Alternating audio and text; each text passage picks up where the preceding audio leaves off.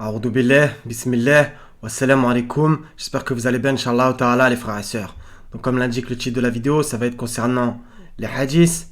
Les hadiths interdits aux moins de 18 ans, puisque bien entendu, voilà, ça parle vachement de sexe, etc., de règles, etc., de coït, etc., etc., d'accord?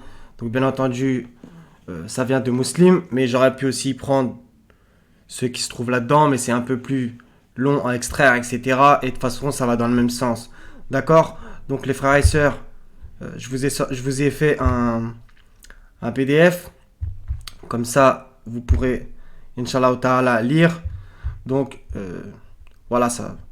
Je vais pas vraiment tout lire. Je préfère que vous le fassiez de vous-même.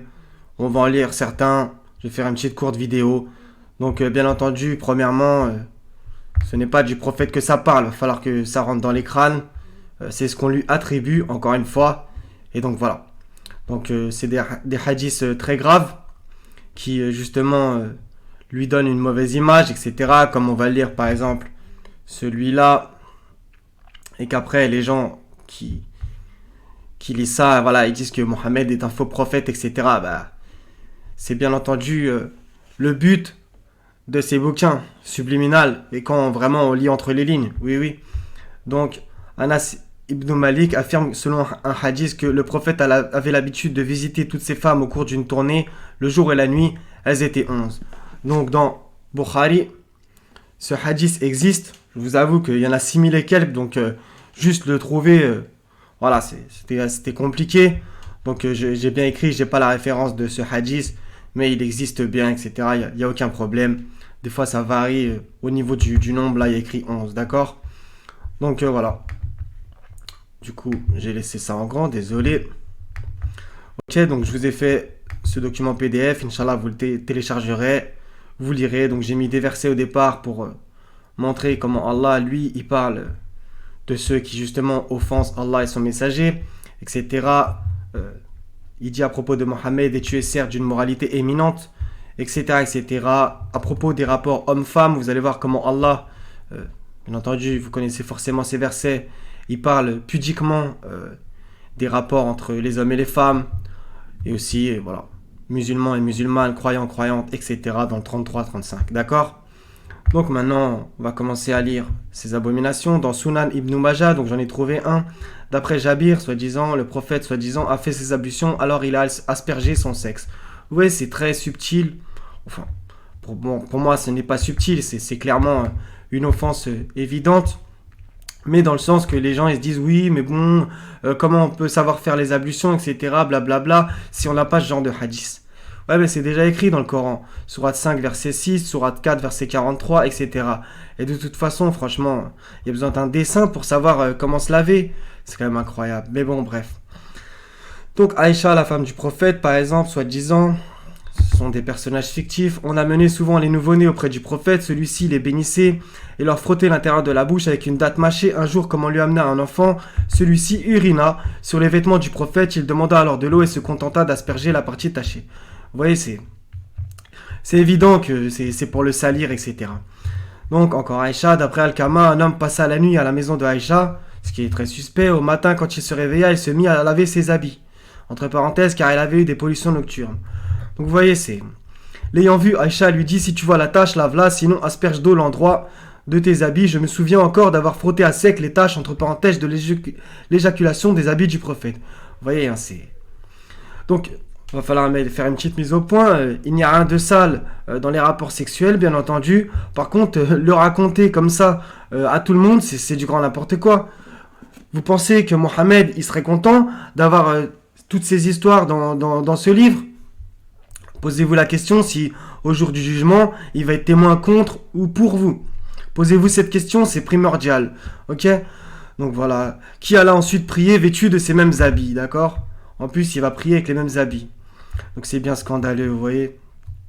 Donc il y en a plein.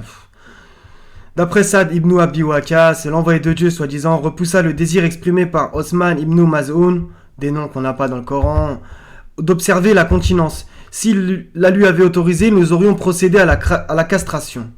Vous voyez, c'est... Ne tenez pas votre verge de la main droite en urinant. D'après Aïcha, quand le prophète voulait dormir alors qu'il était souillé à la suite des rapports sexuels, il faisait d'abord ses ablutions comme pour la prière, etc. Le rêve érotique. Donc voilà, c'est inspiré par Marc Dorcel, hein. Vraiment. Vous voyez? Donc voilà, à la suite du coït, le coït, les menstrues, le sang, laver sa verge, etc., etc., etc. Donc vous voyez, c'est vraiment grave, hein. Donc bon, nous pratiquions le coït interrompu, c'est-à-dire que voilà, l'acte sexuel et après on se retire avant d'avoir éjaculé. Je sais, c'est un peu cru, mais bon, ça existe. Alors que le Coran se révélait, Ishaq a ajouté, Sofiane a dit, si jamais cet acte était interdit, le Coran nous l'aurait catégoriquement défendu. Donc là, ils essayent un peu de se justifier en racontant des trucs impudiques. Au passage, j'ai complètement oublié de le dire, mais je l'ai mis dans le PDF. Donc, des hadiths totalement impudiques, alors qu'au début, il y a un chapitre dans Muslim, que j'ai là, si vous ne me croyez pas, vous le téléchargez, Sahih Muslim, ce torchon. Et donc, ça dit quoi? Ça dit... il y a un chapitre qui commence par nombre des branches de la foi et leur superposition en degrés. La pudeur en fait partie. C'est ça le titre du chapitre, ok? Selon Abu Huraira, ça sent la patate, le prophète a dit, soi-disant, n'a jamais dit, la foi comporte 70 et quelques branches dont la pudeur, ok? La pudeur fait partie de la foi, la pudeur n'emporte que le bien, ok? Donc ils nous vendent la pudeur, ce qui est bien entendu une bonne chose, et ça c'est dans le hadith 50, 52, 53, et plus bas, voilà ce qu'on voit comme abomination.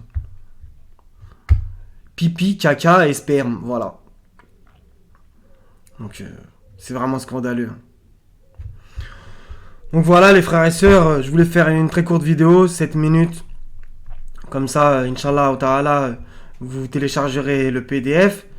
Ce serait même bien que vous le fassiez tourner à des sunnites, etc. Comme ça, ils s'aperçoivent de ce qu'il y a réellement dans ces bouquins, qui font passer Mohammed pour un dégueulasse, pour un faux prophète, etc. etc. Subliminalement ou même textuellement. Oui, oui. Alors que dans le livre, Bismillah, ça n'a rien à voir. Ok? Rien à voir. Rien à voir. D'accord les frères et sœurs? Donc c'était une petite courte intervention. Juste pour vous dire ça. Je sais qu'il y en a, ça leur prend la tête que ça parle de hadith, etc. Vous inquiétez pas, moi aussi. Hein, si vous croyez que ça me fait plaisir de lire ces fables et ces abominations, bah non. Mais bon, on sait jamais, ça peut peut-être vous servir quand vous prêcherez aux sunnites, Inch'Allah. Ou alors à des sunnites qui tomberaient, par la grâce d'Allah, sur ce genre de vidéo. D'accord les frères et sœurs? Donc voilà, je vous mettrai le lien du PDF juste en dessous de la vidéo. Ok les frères et sœurs? Donc voilà. Donc soyez bénis. Je vous aime tous pour la face d'Allah subhanahu wa ta'ala. Wa salamun ala al-mursalin. Walhamdulillahi rabbil alamin. La ilaha illa huwa al-azizul hakim. Wa salamu alaikum wa rahmatullahi wa barakatuh mes frères et sœurs. À la prochaine, Inch'Allah ta'ala.